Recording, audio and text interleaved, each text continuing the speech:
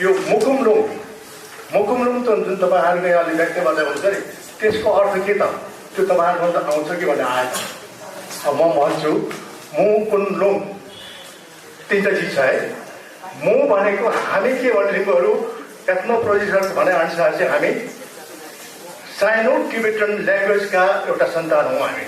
प्राचीन टाइममा साइनो टिबेटन चाइनिजहरूको पनि थियो, हाम्रो पनि के हो त्यसै कारणमा। त्यसो भने अब यदि साइनो टिबेटनको ल्याङ्ग्वेजमा बुझ्ने हो भने मु भनेको युमा अथवा मदर गडेस, कुन भनेको होली एन्ड सेक्रेट माउन्टेन।